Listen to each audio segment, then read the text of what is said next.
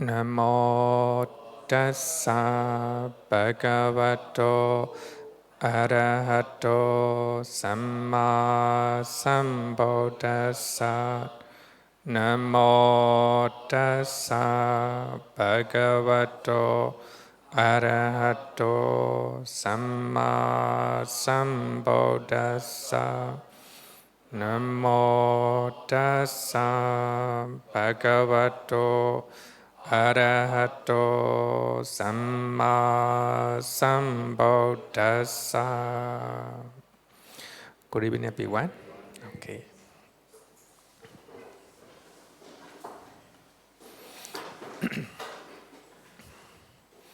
We are studying Paticcasamuppada. So, because of ignorance, karma formation. Because of karma formation, consciousness. Because of consciousness, mind and matter. Because of mind and matter, six sense bases. Because of six sense bases, contact arises. Because of contact, feeling arises. We already completed up to here, right? Up to feeling. Because of feeling, craving arises. Because of feeling, craving arises. No feeling, no craving, right? No feeling, no craving.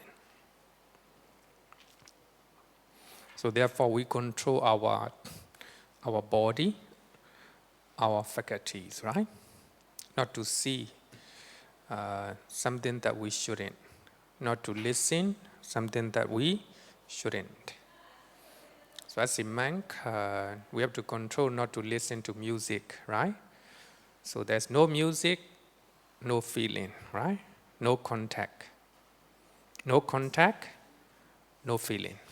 No feeling, no craving. Regarding with the music, like that, right? So now, we already completed, we already studied about feeling. Oh, okay. So feeling here is not an emotional one. Simply, it's a mental sensation. Eh? It's very important to take note. So if you look at English translation, it might lead to misunderstanding. Even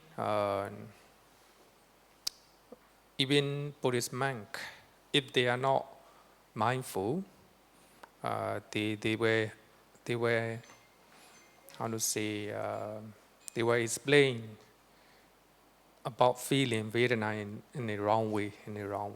That I often take note this one. The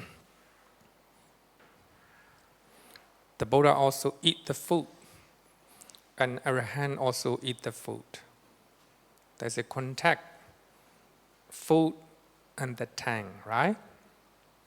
So if there's a contact, there will be feeling, mental sensation. Then the Buddha and Arahant, they are all the time mindful. So therefore, after feeling, mindfulness comes in, clear comprehension comes in. So there's no place for craving for them to arise, right?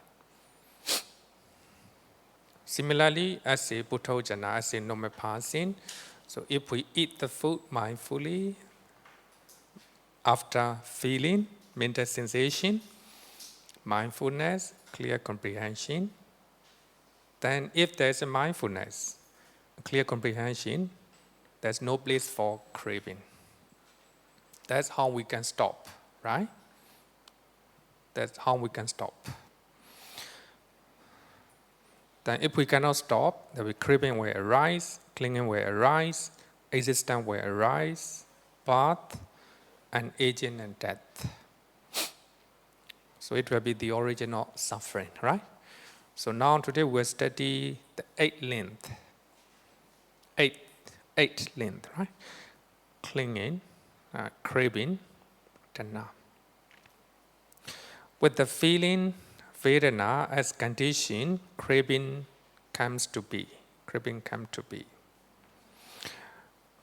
So yeah, craving is like a super glue.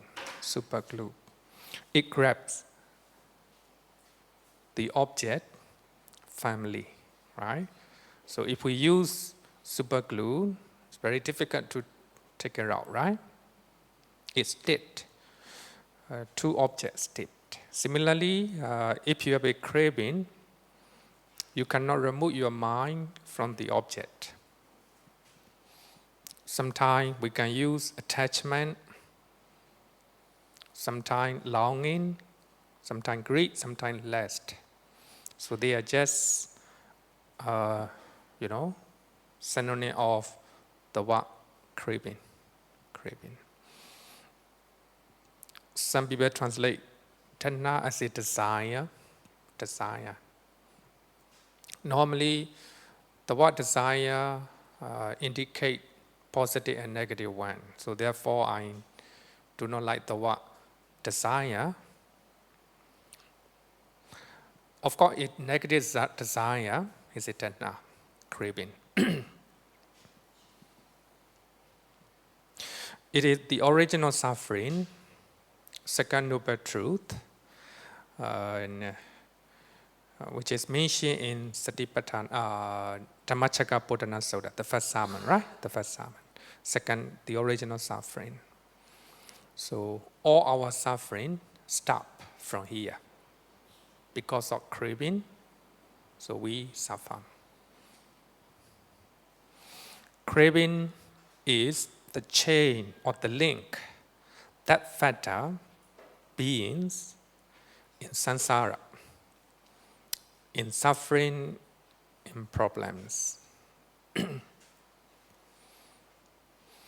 Craving is the link or the chain that trying to bind beings in problem, in suffering. Broadly, we call it samsara, right? Samsara. It's the link or the where we need to break up, right? Breaking the chain or breaking the link. It is to go to cessation of suffering. Actually, I remember your question, how we can stop, right? Continue craving. So here, the way to stop. So the Buddha has given the method. We have a suffering, right, in our life. Second one is the original suffering. The original suffering is craving, according to Dhammacakkappavattana Sutta, right? But according to Paticcasamuppada, craving is not the only one. We have a ignorance. We have a clinging, right? Especially three: ignorance, craving, and clinging. Breaking the chain. So we have to stop here. How to stop it? So the Buddha have given the method. Third one is cessation of suffering, right? We can stop suffering in our life. How to do it? The Noble Eightfold Path. The fourth noble truth, right? The Noble Eightfold Path. So if you practice the Noble Eightfold Path, you are breaking craving. You are stopping craving. So that will be the end of your suffering, the end of your samsara, right? The end of your problem. So here I will use the word, only one word is mindfulness. Mindfulness of feeling. In Satipatthana Sutta, Mahasatipatthana Sutta, so mindfulness is highlight, right? There's only one way, right? Ekaya no ayam bhikkhave maggo. There's only one way to stop our suffering. It is mindfulness. Only through mindfulness you can stop your suffering. Even though the Buddha used sati in that sutta, mindfulness in that sutta, it talk about the Noble Eightfold Path. The Noble Eightfold Path headed by mindfulness, right? Highlight is given to mindfulness. So if you want to stop your suffering, need to practice the Noble Eightfold Path. In other words, need to develop mindfulness all the time. According to Abhidhamma, one mind movement arises at a time. Only one mind movement. So that means two mind movements cannot arise at a time. You might think that you have a lot of mind movement right now. You're thinking, right? But according to Abhidhamma, it's not like that. One after another, they arise. If there is mindfulness in mind process, in other words, if you cultivate mindfulness, there's no space, there's no chance for craving or aversion or ignorance to arise. Therefore, we are meditating, right? Meditation means you are cultivating mindfulness. If you can cultivate mindfulness continuously, there's no chance for lobha, dosa, moha. In other words, there's no chance for craving to arise. Right? There's no chance for craving to arise. As the Arahant and the Buddha, they became a habit, continual habit. So there will be no craving at all, right? So the reason I give example of the Buddha and Arahant is they are our example. So we need to look at what the Buddha talk, what the Buddha think, what the Buddha do, right? So they are our example, our role model, to practice. So therefore, in Mahayana Buddhism, they always say anyone can become the Buddha, right? That's what they mean, So that means if we follow the path of Arahant and the Buddha, we can become Arahant. At the same time, we can become the Buddha, right? The Buddha means the one who knows the Noble Eightfold Path. Four Noble Truths. So that means if you are practicing mindfulness for about 10 minutes, suppose, not easy to practice 10 minutes. So you become like an Arahant and the Buddha, right? So by that particular moment, there's no craving in your mind. There's no aversion or hatred in your mind. There's no ignorance in your mind. So therefore, continued mindfulness will make our mind pure, serene, and stable. So in that way, we will possess a lasting happiness. So here, happiness here means no suffering in your mind, no mental suffering in your mind, right? You think about your life, your day today, If there's no mental suffering in your mind, that is happiness. Happiness doesn't mean enjoying something here, If there's no mental suffering in your mind, that will be happiness, sukha, right? So that means if you practice continuous mindfulness, if you cultivate continuous mindfulness, so mental suffering cannot come in. That is, we call it lasting happiness, right? Lasting happiness.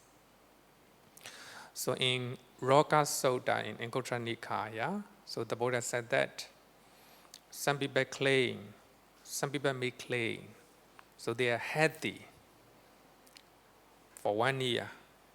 Bodily, they are bodily healthy for 1 year. Nothing happened during 1 year.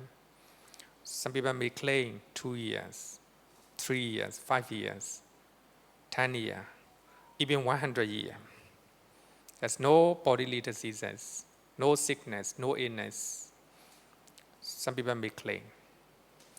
But apart from fully enlightened one, apart from Arahant and the Buddha, so nobody can claim. So they have a mental illness, mental illness. So mental illness here means if you have a lobha, if you have a dosa, if you have a moha, mental illness, right? Mental illness. Most of the time we have a mental illness. So because of those illness, mental illness, you will have a mental suffering in your life.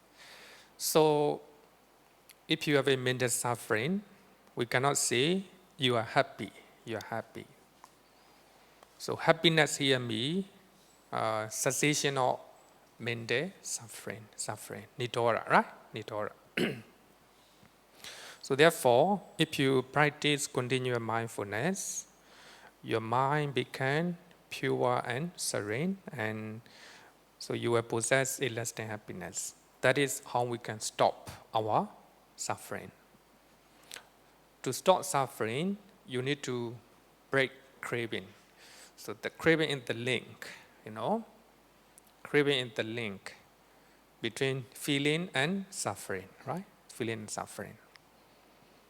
So therefore, mindfulness of feeling. If you are mindful about your mental sensation or feeling, then so that there will be no chance for craving to arise,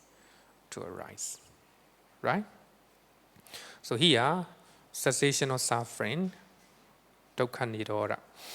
Now these bhikkhus in the Noble Truth of cessation of suffering, that Noble Truth, it is the remainder that fading away and cessation of that same craving, the giving up and relinquishing of it, freedom from it, no reliance on craving. So that is a cessation of suffering. So if you can stop your craving, so that will be cessation of suffering. So, dukkha nirodha, it is nothing but Nibbana. So in the first sermon, the Buddha mentioned Nibbana with the word dukkha nirodha, cessation of suffering. What is cessation of suffering? What is Nibbana? It is a complete destruction of craving. Complete fading away of craving. The more you have, the less you have craving, the more you are closer to Nibbana, right? Nibbana. Okay. So now we'll talk about 6 types of craving, which is very easy one. So based on Vibhanga Sutta. So this one is different from the first sermon. In the first sermon, the Dhammacakkappavattana Sutta, the Buddha talked about 3 types of feeling. 3 types of craving. Later I will explain in details. So now we will talk about simple type of craving. Simple example of craving. Vibhanga Sutta in Nidana Sanyutta, which talk about Nibbana origination. In terms of object, craving is classified into 6 groups. 6 groups in terms of an object. Number 1 is craving for forms. So that means something you see with your eye, you crave for it. Then craving for sounds. You crave for something you hear with your ear, right? Craving for odors with your nose, right? Craving for taste with your tongue. Craving for tactile object with your body, right? The last one is craving for mental phenomena with your mind. So you recall your past memory, you like it, you crave for it, right? Normally. Then you remember your past experience, which is unpleasant. Then you crave for it. Normally we remember, right? We remember those experiences, unpleasant experience in our life. That's because of craving. You cannot forget about it, right? Craving for mental phenomena, you think about with your body, with your mind. So there's a 6 type of craving. It's very easy, right? Very easy way to talk about craving. 6 type of craving, according to Vibhanga Sutta. Simple way. But we also classify into 3 types, 3 categories. In terms of motor occurrence, akara, how they occur, how they take place. So each of the 6 type of craving are subdivided into 3 categories. 3 categories. 3 categories. Number 1, craving for sensual pleasures. Sensual pleasures. So that comes through 6 sin species. So this one is very easy, right? So when you see something, you crave for it. So that is the craving for sensual pleasures. You hear something, crave for it, and craving for sensual pleasures. Smell, taste, touch, and mental object, mind object, right? So according to Dhammacakkappavattana Sutta, according to the first sermon, 3 type of craving. Earlier 6 type, any question? I mean, no question, right? Because it's a very easy one. Now this one is a little bit difficult. Craving for sensual pleasure. This one easy, right? Normally sensual pleasure means something that comes through eye, ear, nose, the tongue, the body. Right? Body. Sometimes we think something we have seen in the past with our mind. That's also craving for sensual pleasures. Sometimes you remember what you have listened, a good song, like that, a good movie with your eye, like that, right? Craving for sensual pleasures. So this one also easy. Second one is a little bit difficult. Craving for existence. Craving for existence. Existence means something that is happening, something that is happening. Craving for existence. Pavatana. That is the craving for an object with the eternity view, sassata deity. Eternity view, sassata deity. So up to here, stay difficult, and I will explain. It is the craving for an object to be lasting, unchanging, and eternal. So this explanation is according to Visuddhimagga, chapter 70, right?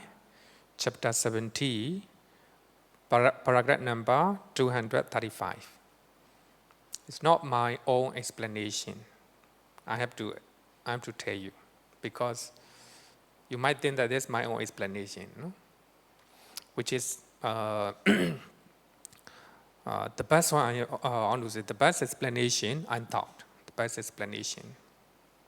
The craving for an object to be lasting, unchanging, eternal.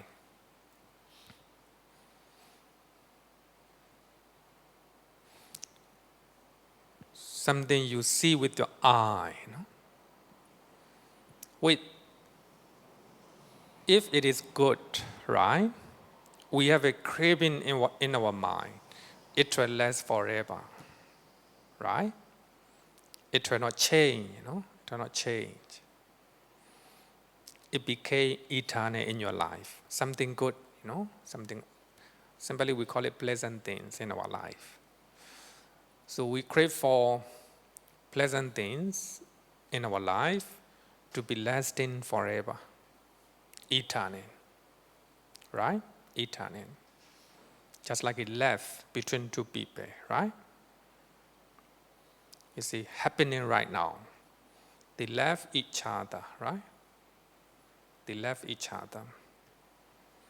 So actually they have a craving for their life to be lasting forever. To be eternal, right? To be eternal. They call it eternal life. Eternal life. So we call it eternity view, right? Life is subject to change. So therefore, there's no eternal life, right? I think you can look at your life, right? So when you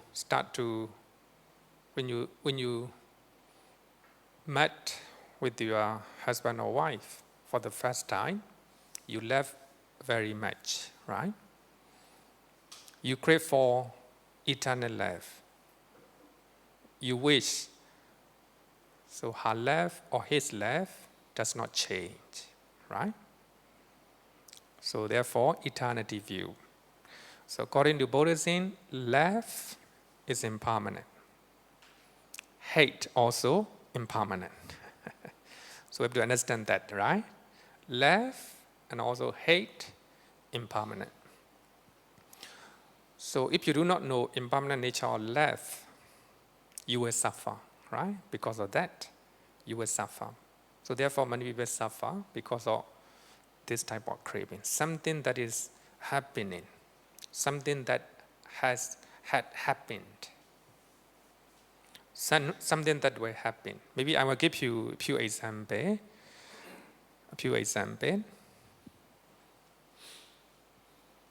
As a singer, I will give you a simple example. Taylor Swift, right?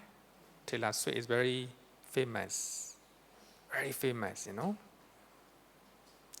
So she came to Singapore, you know, a big crowd, right? How many days, you know? So many days, you know? 9 days, huh? I forgot. Okay, let's see. She is very famous, you know? She's very famous.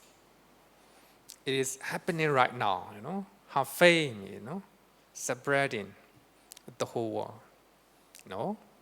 Happening right now. Normally, fame is impermanent, right? Earlier, Michael Jackson, right? Very famous. Then there are so many singers before her, so they're very famous. Their fame faded away gradually. Taylor Swift, very famous. Of course, normally, as a normal person, crave for fame, you know. Then, if she does not know fame is impermanent, she crave for fame. Then, new singer came in. Another new singer came in, which is more famous. People start to follow new singer. Then her fame gradually faded away. Maybe because of her age or because of her productivity like that, right? So her fame weight is dwindled away, you know, day by day. If she does not understand impermanent nature of fame, if she crave for it, then fame will disappear, right? Dwindle away. So when fame dwindle away, she will suffer, you know. So therefore, some singers, some actors or actresses, so they commit suicide, right? They commit suicide. And they have a lot of depression in their life because of this one, right? They think their fame is eternal. They think their wealth is eternal. They think their big income is eternal, right? Craving for an object, craving for fame with the eternity view. Eternity view means permanent, right? Permanent. So therefore, the Buddha always remind, right? Sabbe sankhara anicchati. All conditioned things are impermanent. Yatha paññāya pasati. If you understand that, atthanibbendati dukkhe. So you no longer attach to them. Esa makko visuddhiya. That will be the path to Nibbana, everlasting happiness. So there will be fame in their life. There will be prosperity in their life. There will be achievement in their life, right? If we understand everything is impermanent, So when we encounter, how to say, the gradual fading away of their fame or weight, etc., so there will be no suffering in their mind because they have an understanding, right? Everything's impermanent. Impermanent. Craving for fame with the eternity view is the original suffering. The original suffering. Similarly, then our youth, our beauty as a lady, right? So when they are young, they are beautiful. They're beautiful. Normally, most people think their beauty will last forever. Their beauty lasts forever, eternal beauty, right? Most people, right? Normally, no? Some people, even though they are very old, they stay beautifying their face, They make up, they wear the lipstick, etc., right? They dye their hair, right? They pretend they stay young, They stay young. They cannot accept beauty is impermanent, Beauty is impermanent. Then look at the mirror, they see the wrinkle everywhere, right? And they are gray hair, and they cannot accept it. If they cannot accept beauty is impermanent. That's the impermanent nature of beauty is the truth, right? The truth to everybody. So if you cannot accept the reality, the real nature of beauty, you will suffer, right? So craving for beauty with the eternity view. If you think that beauty is impermanent, right? So that is the original suffering. The original suffering. So we have to understand that way. Beauty will not last forever. Beauty will change. Beauty is not eternal, right? And everything, right? The love for your son and daughter, right? Normally, as a parents, normally you may think that, right? Your children, you have to stay with your children forever, right? To stay with your children, eternal, right? Normally, I think people think in that way, right? People think in that way. There's a craving for staying with the beloved one, with the eternity view, right? So when they get married and they start to move from their house, then you cannot take it. You cry, right? So sorrow, lamentation, sadness in your mind for the leaving of, your children. It's a suffering, right? Suffering, mental suffering in your mind. So that suffering arises because of craving for the staying with the beloved one, with the eternity view, eternal, like that. So therefore, craving for existence is something happening in your life. It can be anything, the food, right? The food. Something you see, something you hear, right? Like that. So craving for existence.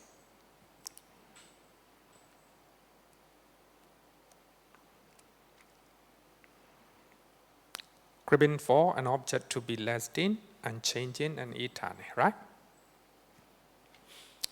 Normally, craving for existence indicates the nature of lobha, right?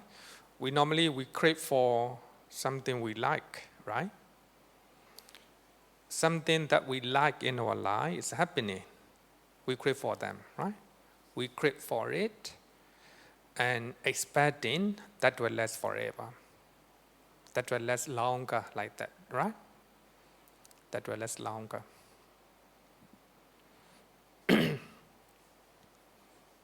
Any question? Any question? My example may not be very clear. Huh? Okay, somebody who can explain what is craving for existence. Here, existence, normally we understand 31 planes of existence, right? We can say so. You are staying in the human realm, right? Which is happening right now. If you crave for human existence, if you crave for existence or existence, if you crave for it, that will be craving for existence. Something that is happening right now, the present, right? Something that has happened before. If you crave for your past memory, right, which is pleasant one, it is past, which happened in your life, right? Craving for existence, right? You look at your old picture when you're young. Wow, beautiful. So by the time you crave for something that happened before, right? Existence. Craving for existence, like that.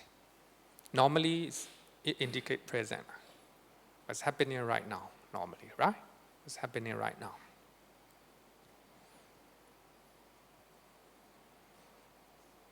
Suppose some people, they may have a power in politics. Power in politics. They're very strong. They're very powerful. After they resign from the political post, right? So if you stay away craving for power, then it will be, you cannot take it, right? You cannot accept reality. And that also craving for existence. Existence as a powerful politician, like that, right? So therefore, Bhavatana, craving for becoming. Some people translate becoming. Some people translate as a craving for becoming. You become something or somebody. Suppose you become a daughter. You become a housewife, like that. You become a member of big company, right? Becoming. If you crave for becoming something or somebody, that's a Bhavatana, right? Craving for existence. Some people translate as a craving for being, craving for being beauty, craving for being rich, like that. If you crave for that, that's a Bhavatana, something that is happening right now, right? Right now. So if you crave for that, then that will be the original suffering, Okay, any question? Too general. Or somebody who want to explain what is a craving for existence. You understanding?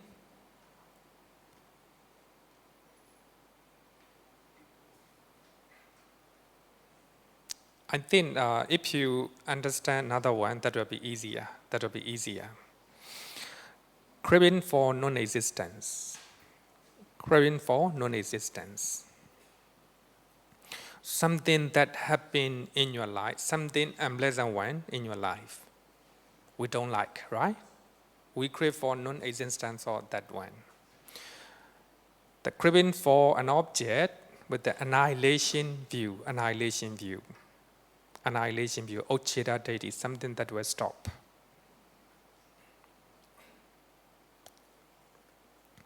The craving for an object to break up and stop. To break up and stop. Here, an object it can be the person or it can be the thing in your life, right? And then normally I give you a simple example. craving for non-existence. Suppose you are working in a company, you have seven people around, seven people. You don't like one person. You hate when you see him. You hate to hear his voice, right? When you are seeing that person, you suffer. When you hear their song, you suffer. So suffering, mental suffering arises because of this type of craving. Craving for non-existence. You crave for non-existence of that person in your company. Right?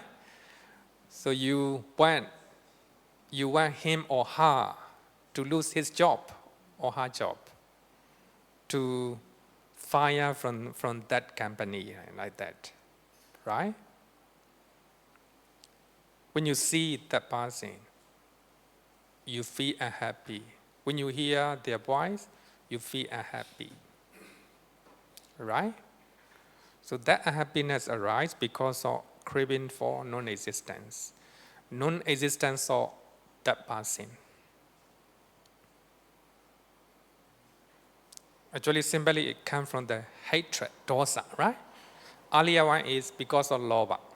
Something pleasant in your life. You crave for it because of lobha. But this one, because of dosa, because of dosa, you hate that person. So whenever you see, whenever you hear his voice or her voice, unhappy. So your unhappiness arises because of hatred, simply because of hatred to that person. But in Dhammacakkappavattana Sutta, that hatred is explained with that craving for non-existence, right? Non-existence of that person. Your boss favor that person, more unhappiness, right? More unhappiness in your life. So therefore, craving for non-existence of a person in your life. It can be in your family, it can be in your school, it can be in your job, it can be in your temple, Sometimes you don't like some people, right, in the temple, Then whenever you meet with that person in the temple, you suffer, right? So that suffering or happiness arises because of craving for non-existence of that person from this temple, like that, right? So therefore, it's very subtle one because of dosa, right? So the first summon you the word craving for non-existence.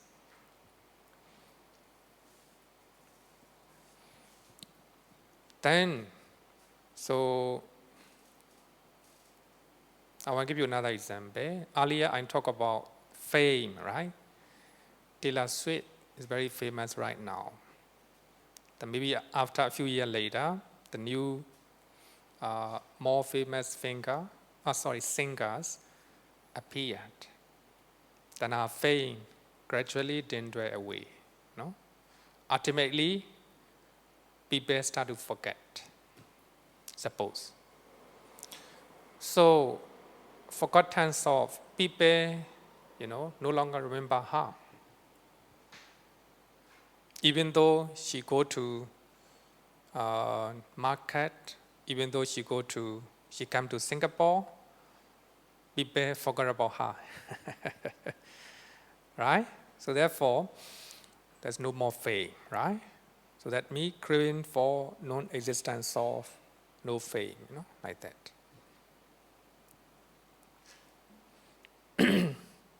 Normally, it is something unpleasant one in our life, right? In our life. Non-existence.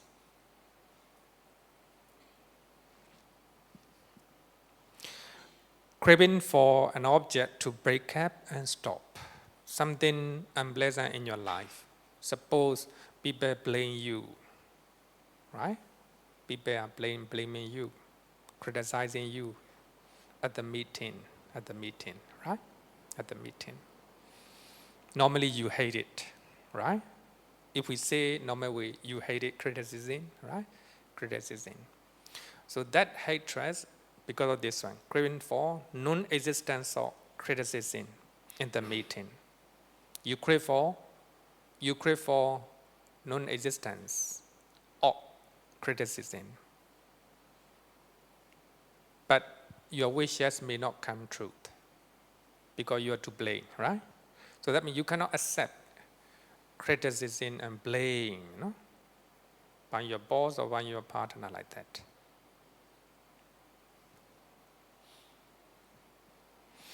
Craving for an object with the annihilation view. Annihilation means something, here, Bhikkhu Bodhi used the word extermination, extermination. Normally, when you have a severe pain in our body, right? Severe pain in our body, toothache, suppose, toothache. Of course, it's a physical pain, physical pain.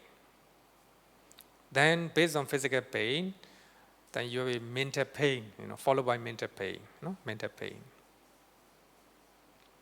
So you crave for non-existence of toothache, like that, toothache. So that's because of that craving you suffer, You cannot take it, you feel unhappy, right? So physical pain plus mental pain. That's the normal case for Puthojjana, right? Puthojjana. So later we'll use one sutta which talk about the difference between normal people and how to say the Ariya. Ariya Pukkala. So that means craving for non-existent me, you crave for something, some unpleasant thing in our life to break up, to stop, right? To stop. That's a craving. That's craving. So that unpleasant thing still happening in our life. Then you cannot take it. You suffer, right? Normally we have to understand. So there are three types of feeling: pleasant one, unpleasant one, neutral one. So all three types will come to our life. We have to know that. All types of feeling, whether they are pleasant, unpleasant, neutral, they are impermanent. So you do what you can do, right? You do what you can do, you should do. So when you have a toothache, there will be physical pain. So if you practice mindfulness, you know there's a physical pain in your tooth, in your body. So without mental suffering, you go and see the doctor, you cure it, right? You cure it. If you cannot cure it, stay persisting, you take it as a unpleasant, painful feeling. So if you can practice mindfulness all the time, so there will be no mental suffering, but which is very difficult one, right? Very difficult one.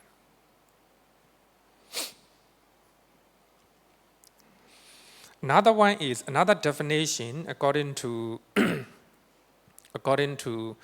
Digha Nikaya commentary. According to Digha Nikaya commentary. So actually I didn't write down here because it will be confusion, Very confusion. Craving for existence. Earlier one, so number one, craving for sensual pleasure. It indicates not only sensual pleasures but also sense sphere, 11 sense sphere planes. 11 sense sphere planes. If you crave for human existence, this one, human existence. If you crave for heaven, 6 heavenly realms, this one. If you crave for 4 awful planes, that's also this one, right? Crave for non-existence of 4 awful planes, right?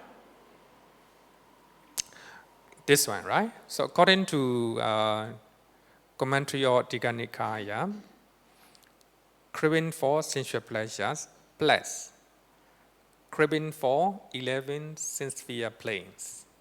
Okay? Sense-sphere planes. The second one, craving for existence me. Earlier one already talked about 11 sense-sphere planes.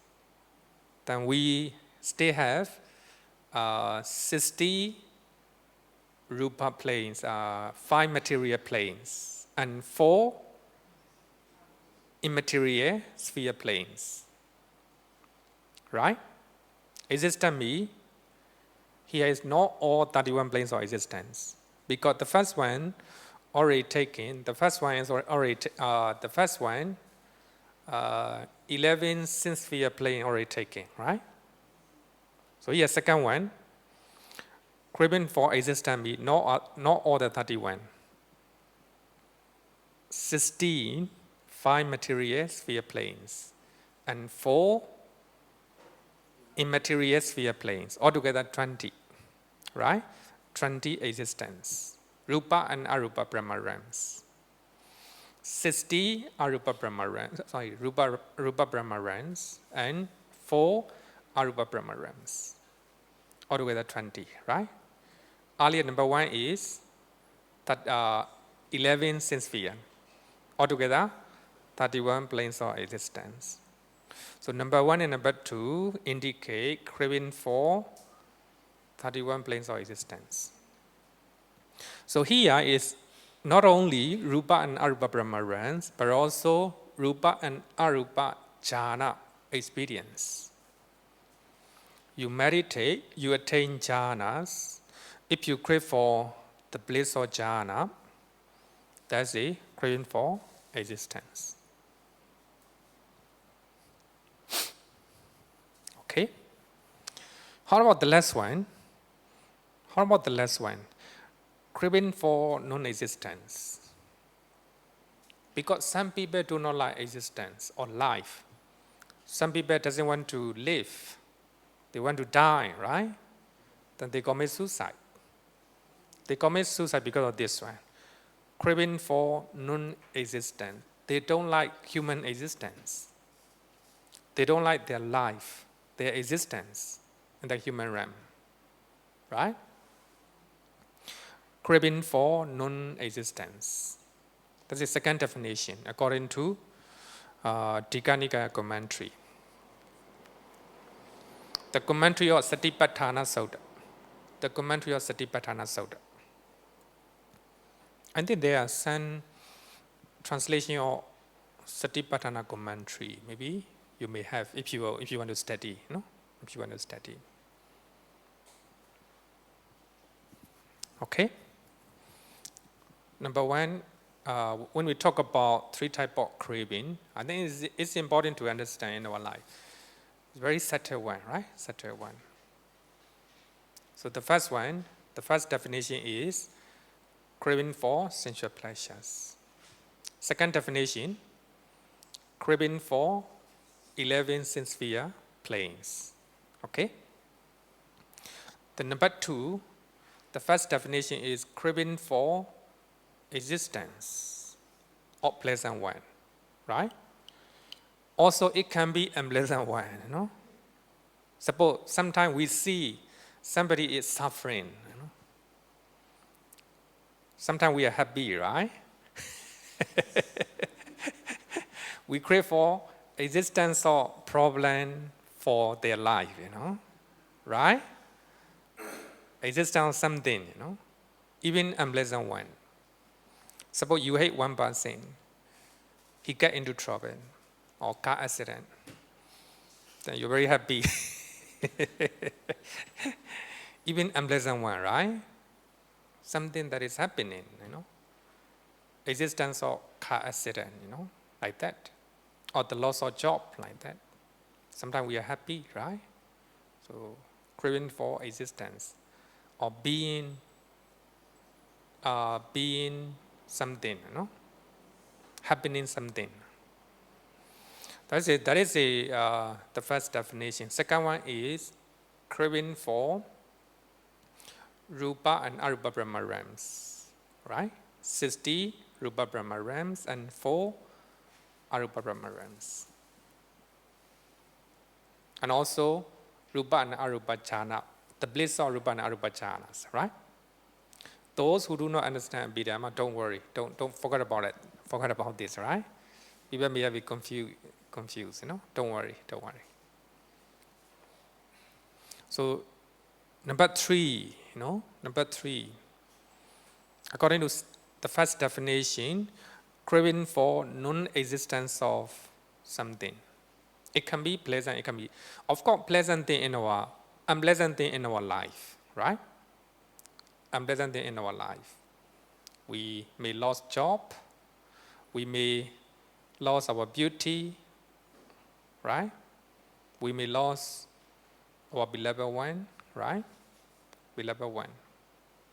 Sometimes we cry because we lost our beloved one. Craving for non-existence of our mother. Non-existence of our mother in our family, like that. Suppose when we lost our mother, we cry, right? We cry. Crying is suffering, not good, right? Sorrow, sadness in your life is suffering, not good. So that suffering arises because of craving for non-existence of your mother in your life, right?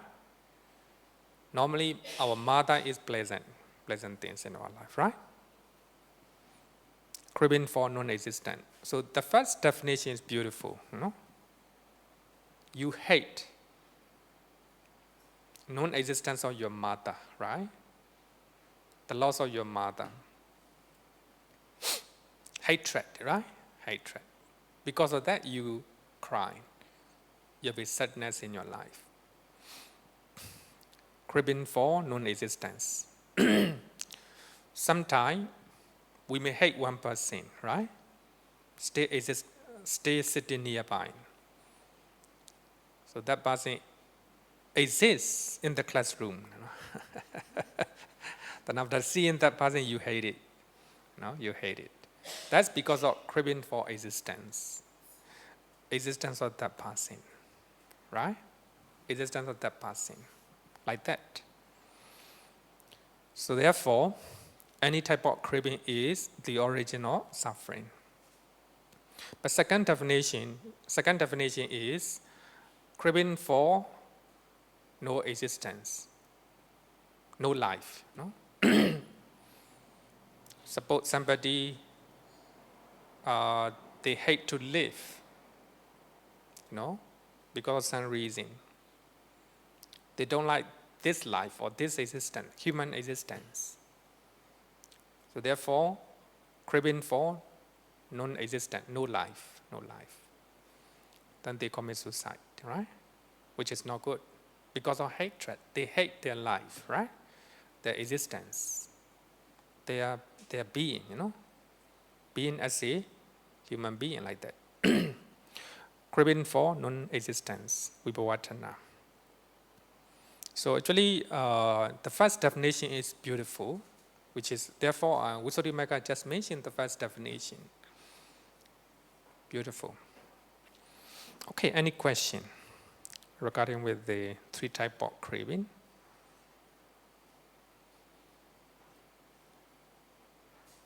Okay. Bhante, I was trying to understand craving. First of all, we have a body and mind, and we have the 6th sense that exists on us. So to avoid craving is more impossible as long as you have this body and mind.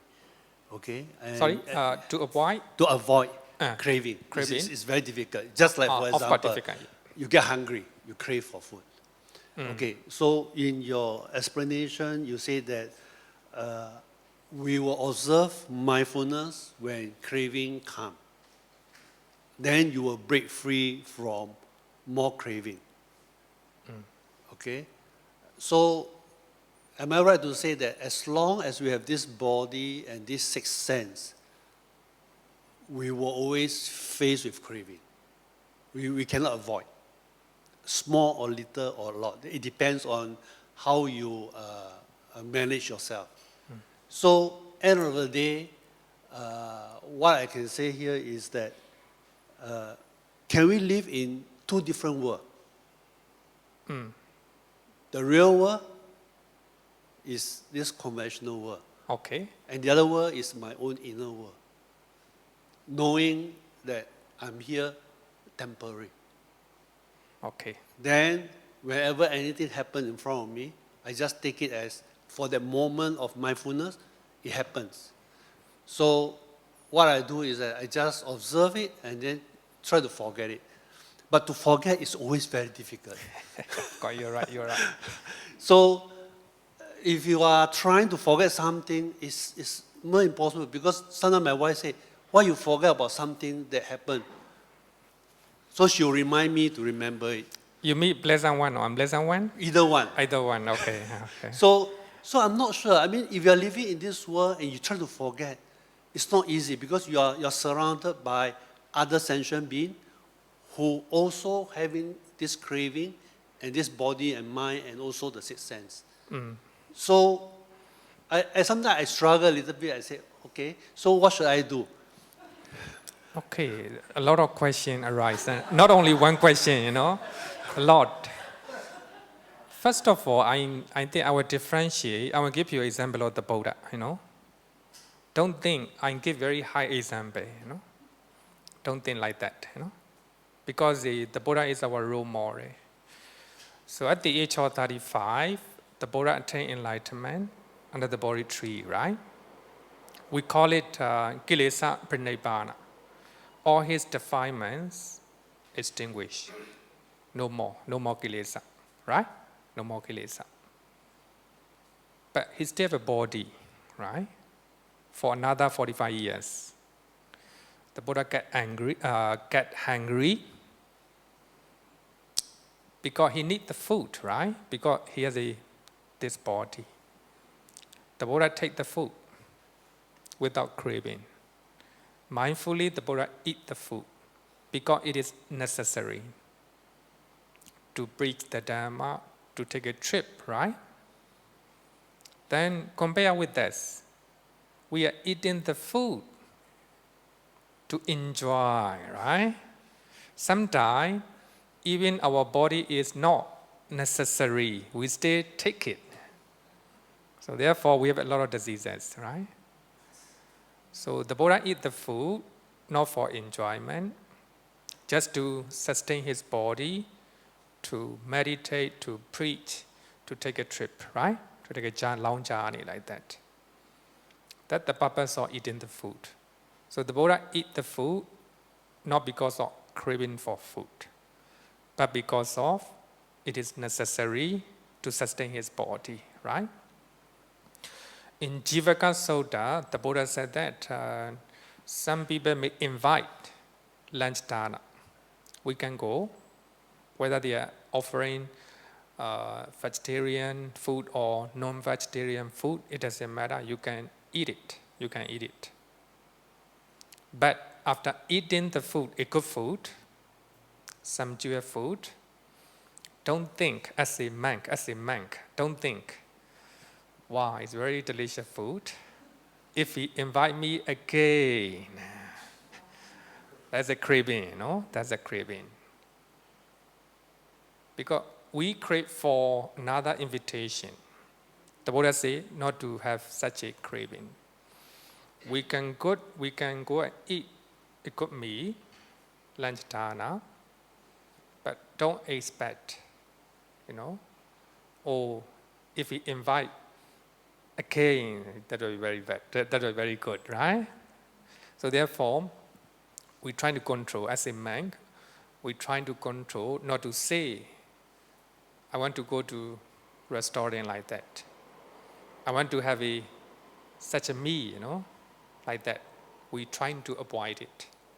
Even though devotees say, Bhante, what would you like to eat? We normally say, wherever. So we shouldn't say, I want to eat pork, I want to eat meat, like that. Also, we shouldn't say. This is a craving, right? So what I want to say is, the Buddha eat, or mindful people eat the food just to sustain their body, right? They do not eat a lot of food. They do not, just like the clothing, right? Simple example is cloth, right? So the Buddha has, actually I'm not quite clear how many Sattva the Buddha has. The Buddha may have less than 3, I think 3 rope, no? 3 rope. The Buddha do not have so many clothes. So the Buddha wear the cloth or the rope just to cover his body, just to protect from the weather and also hot sun, like that, right? The purpose is not to purify. The purpose is not to show off, right? Show off. The purpose is not to get impression from other people. But here, I see that. But here is you are very, I want to say, very simple, you know. So when you look at young people in their office, right? They change a lot of clothes, especially the lady, you know. They bought a lot of clothes. They try to change their clothing, right? Especially when we are taking a trip. As a Buddhist monk, we normally wear 3 rope, three Sattva rope. The people, they brought so many, right? So many, right? Just example. So the purpose, right? The purpose is just to cover, right? Not to show off or not to purify ourselves. That's the example of, I want to say, using the clothes and eating the food, right?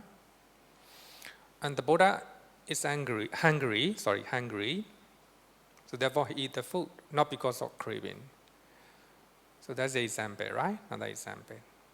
Because he's mindful and he knows the purpose of the food, right? No craving. No craving for the clothing.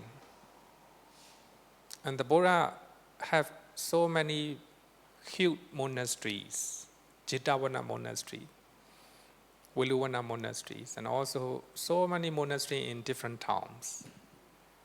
The Buddha does not crave for it, right? The buildings are to protect from the weather, right? From the hot sun, like that. Not to enjoy and not to show off.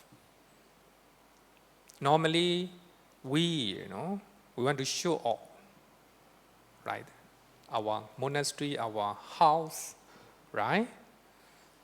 So we forget about the purpose of the building, right? So what I want to say is, I think the first question, the answer for the first question. Another one is how to live without craving, right?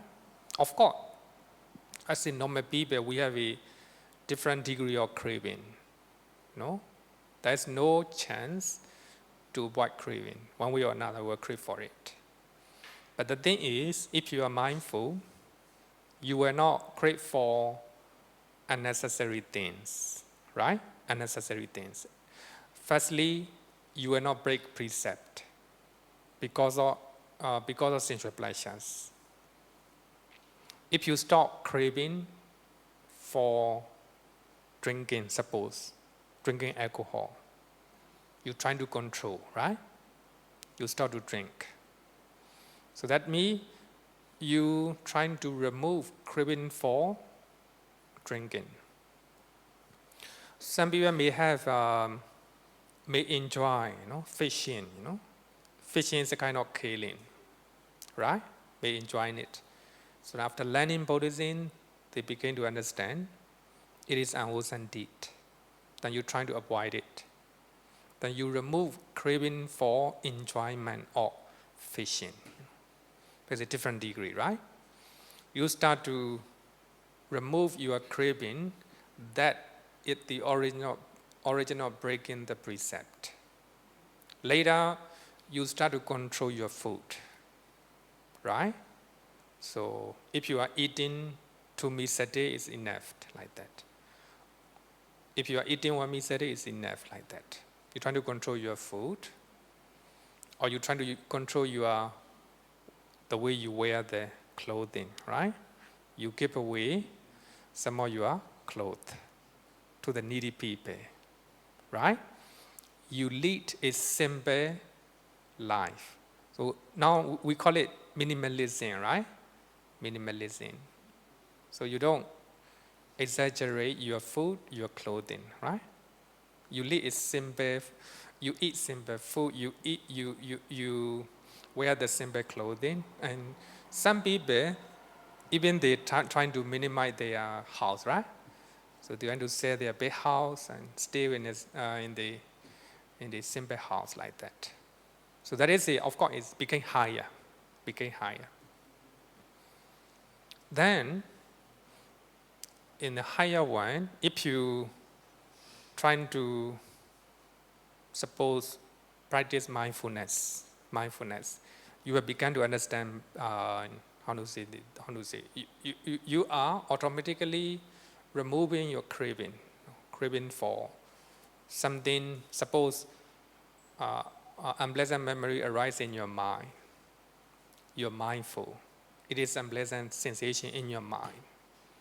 Then because of mindfulness, no resentment in your mind. No hatred in your mind, right? Maybe when you're young, you may have a resentment to one person, which you fight when you're young, right? When you're young. When you begin to realize fighting is not good, then you try to practice mindfulness. The moment you remember fighting with that guy, then you, of course, it is unpleasant memory in your life, unpleasant mental sensation in your life. So you just know unpleasant mental sensation. Knowing unpleasant mental sensation, unpleasant memory in your life is a wisdom. Mindfulness is a sati, right? Because of mindfulness and clear comprehension. So there will be no hatred, no resentment to that person. If there's no hatred, no resentment, no unhappiness, right? Unhappiness will not arise because of remembering unhappy memory, unpleasant memory in your life, right? Suppose somebody blame you in your office today. So on the way to monastery, you feel angry, you are thinking about it, that person, you hate it. Even you sit down here, you stay thinking about your experience in your office today, a past memory. Then here we talk about mindfulness. Mindfulness, in other words, the Noble Eightfold Path, headed by mindfulness, is the practice that can stop craving, or that can stop our hatred and resentment. Then you begin to realize, then even though you think about, your experience today in your office, then you're mindful, clear comprehension. There's no resentment at all, right? Your mind is free. Your mind is liberated from hatred, or resentment. That's called liberation. Liberation in Pali is vimukti. Liberated from hatred, liberated from resentment. Vimukti is nothing but synonym of Nibbana, Nibbana.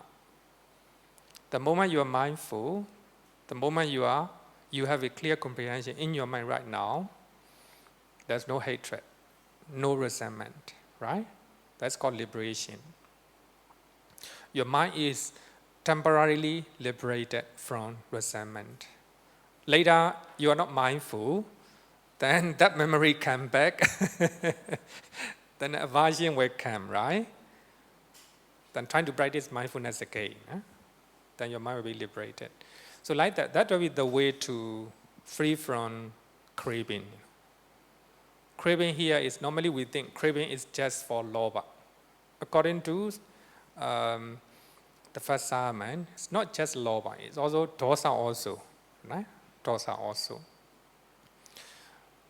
Then between lobha and dosa, there will be moha. Because of moha, ignorance, we have a lobha and dosa, right?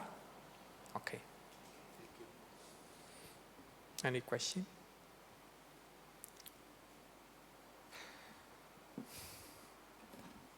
Okay, then I will talk about one sutta, which is very beautiful. I will use a simile, second arrow.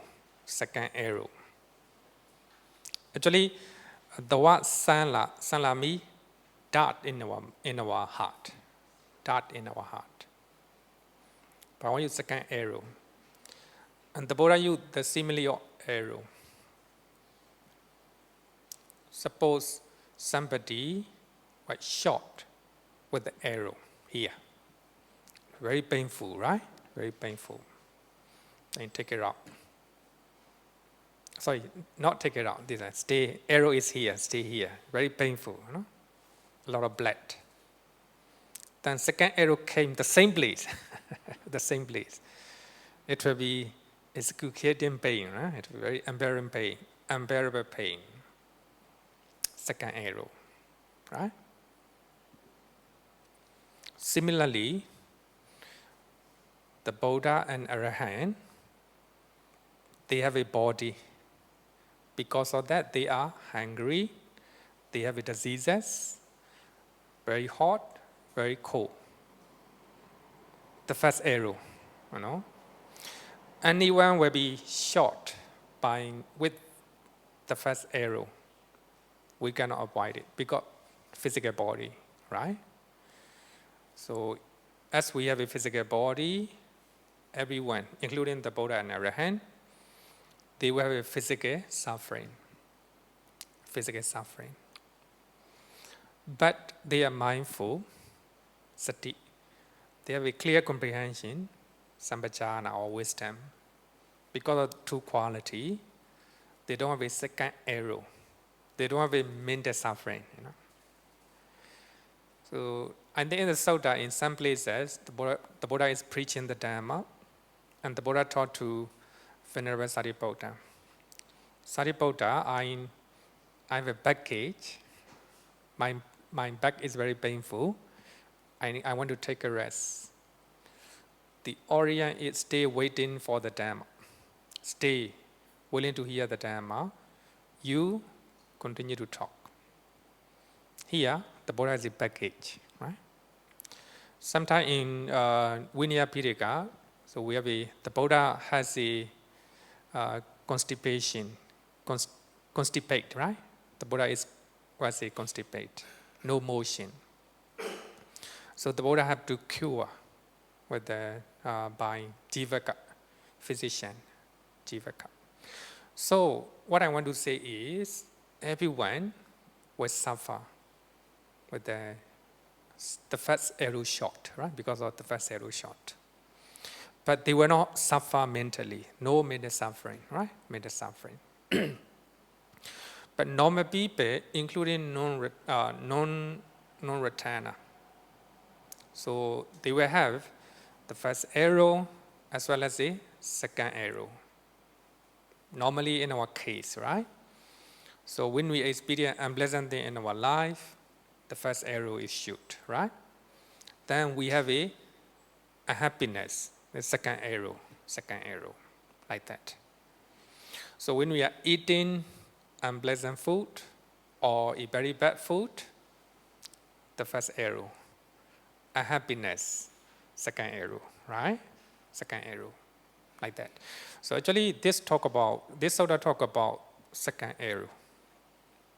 So this sutta explains the distinction between the instructed person We call it asutawa. And an interested person and the interested person.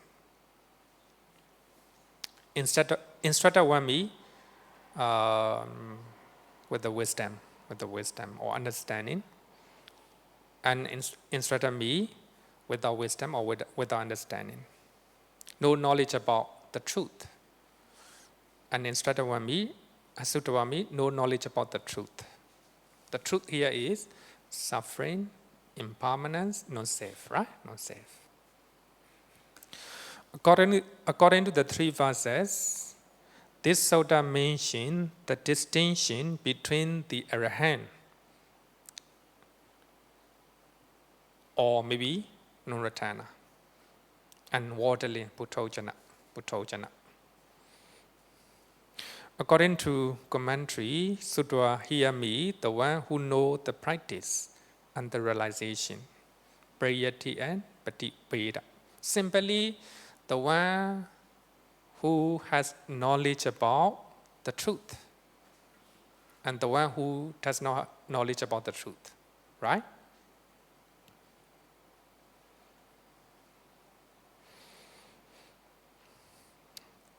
The main distinction is when an instructed person is being contacted by a painful sensation or unpleasant sensation in their life, he feels two feelings. And also he has two arrows. He was shot with the two arrows. The first one is a bodily feeling, kayika dukkha, and second one is a mental feeling, cetasika dukkha. Bodily feeling and mental feeling, right? Mental feeling. The one who has a knowledge about the truth, he suffers some diseases, right?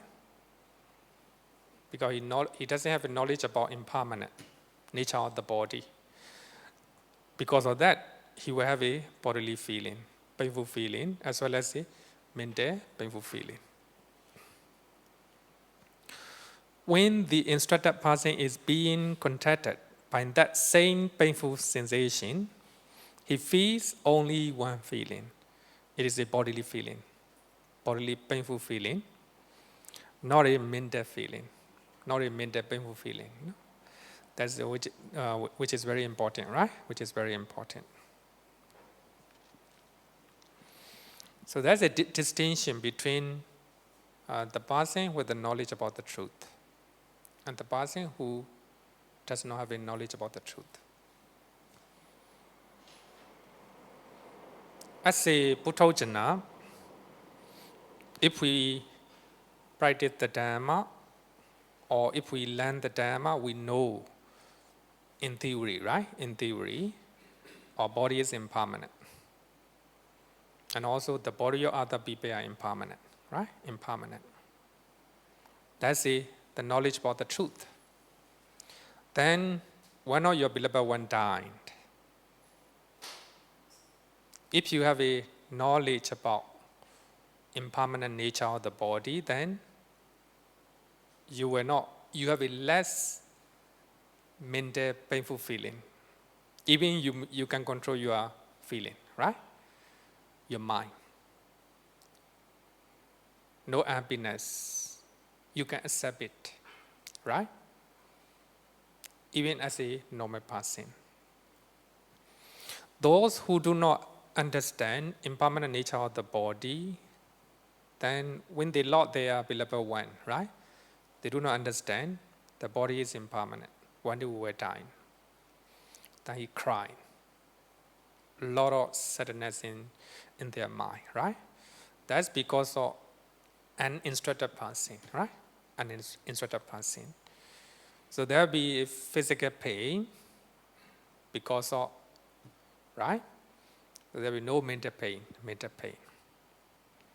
So therefore we give a simile of second arrow, right? The first arrow will come to everybody because we have physical one, right? 5 aggregate, mind and body. We cannot avoid it. So, but when we encounter with unpleasant experience in our life, the main thing is not to have mental painful feeling, right? So that's the main thing. That's the main thing. So it's a distinction between the uninstructed person and the instructed person. Okay, any question for that? Yeah, this is the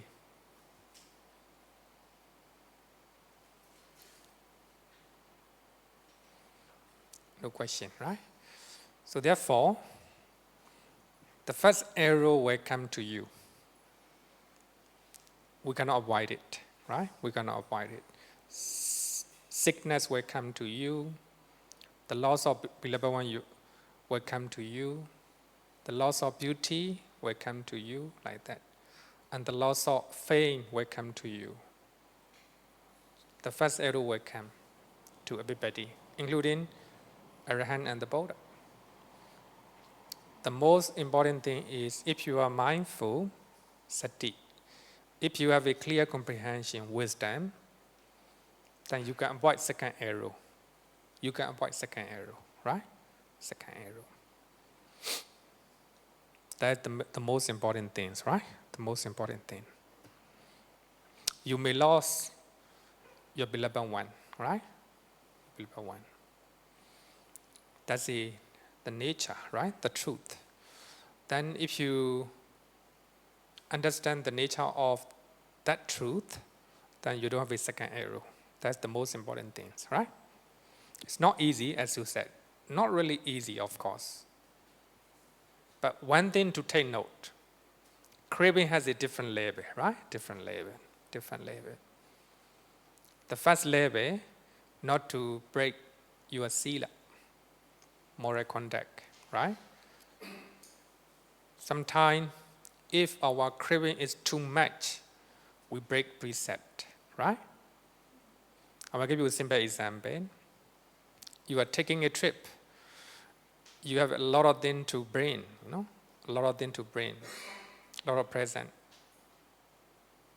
Then, airline allowed 30 kilo. You have maybe 35, 35. But you have to think. If you are bringing 35 kilo, you're breaking sila, Arinadana, right? Arinadana. But some people still do that, right? They try to hide in their luggage, hand carry. It is, of course, airline, although they know, but it is up to us. So in the hand carry, only 7 kilo, right? Some airlines 7 kilo, some airline 10 kilo, 10 kg. If you are bringing more than 10 kg, you're breaking sila, right? You're breaking sila. You break sila because of craving, right? Craving for, kilo, kilo. Then you bring 35 kg, you think it will be okay. You're trying to escape, Then when you reach to the airport, then the airline say you have to pay for extra 5 kg. Then you suffer, right? You have a happiness in your mind. You have to pay more, right? But nobody to bring back. What to do? Whether you throw away or you have to pay, right? You have to pay. So that's it. So craving for extra 5 kg is the origin of happiness, right? So therefore, this level is very, is a basic level, not to break sila, not to break sila. But suppose you are traveling, sorry for extra time, you are taking a trip with your friend. Your friend need a lot of kg, a lot of things to bring. For you, you can do either you bring or you don't bring. It's okay. So you have a sympathy to your friend. You say your friend, my friend, I can bring your clothing or your thing. Now it's more than sila, right?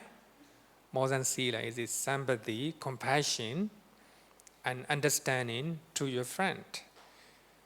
You are, I know, it's okay not to bring, right?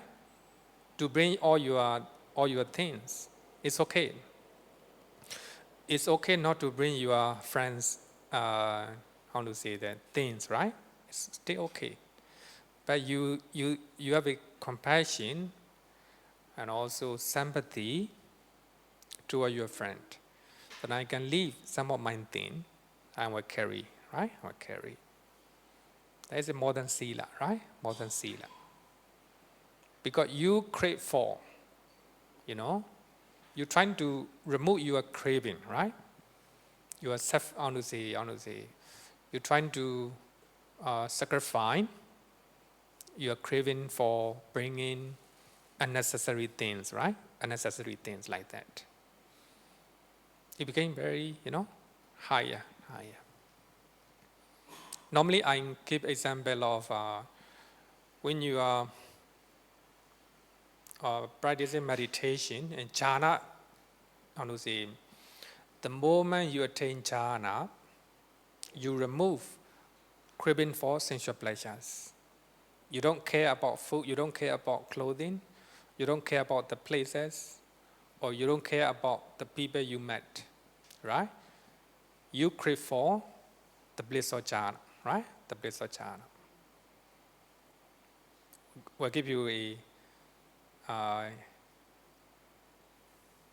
one story about the teacher of Venerable Ananda, Venerable Pilatasisa. So he enjoyed meditating. He lived in the forest normally, and he go to Penapada, and he eat. After eating one meal a day, and he still have a lot of leftover food. He trying to dry that food, dry under the hot sand, so that he no need to go to Penapada tomorrow, or maybe in the next 2 days. Then the next day, he trying to put drying food into the water and eat it. He no longer go to the Penapada, right? Because he crave for the bliss of meditation. He don't care about the food, right? Now, craving for the bliss of meditation is higher, higher.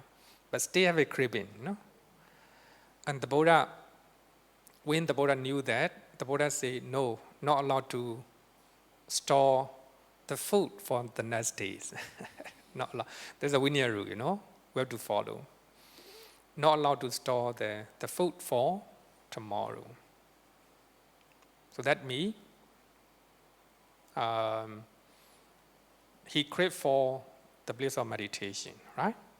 Which is good, right? Which is better than craving for sensual pleasures, right? You don't care about food. You don't care about the clothing like that, right? That's a craving for jhana, the bliss of jhana. But when you practice vipassana, you begin to realize jhana also, the bliss of jhana also impermanent, right? Then because of that understanding, vipassana knowledge, then you start to remove craving for the bliss of jhana, right? Then if you have that understanding or vipassana knowledge, whether you attain jhana or whether you fall from the jhana, it doesn't matter. You don't crave for, you don't have any suffering for that, right? So therefore, it's a different level of craving. Must understand that. Okay, so that's all. So we call it a day.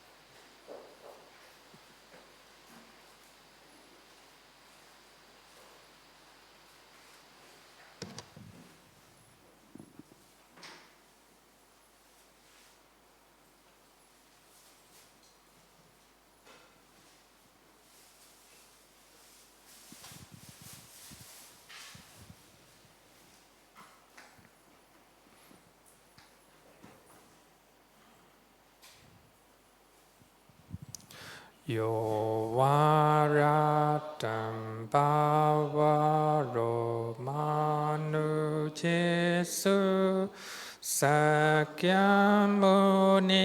bhagavakata kecho Paragato Balaviriya Samangi Dansukatan Saranathamupemi Ragavi Ragamaninjamasokan Dhamma Masanggatama Patikulan Madura Mimambagunan Suwipatan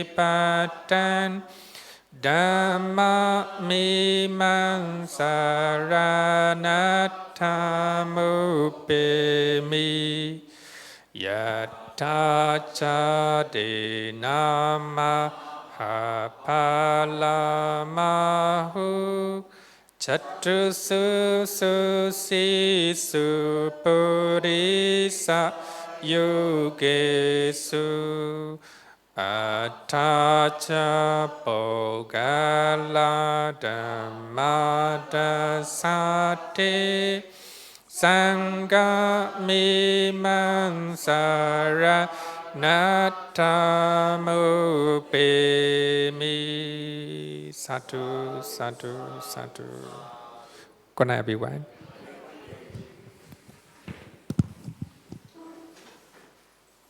So, brother and sister, I got an announcement. Sorry, I come to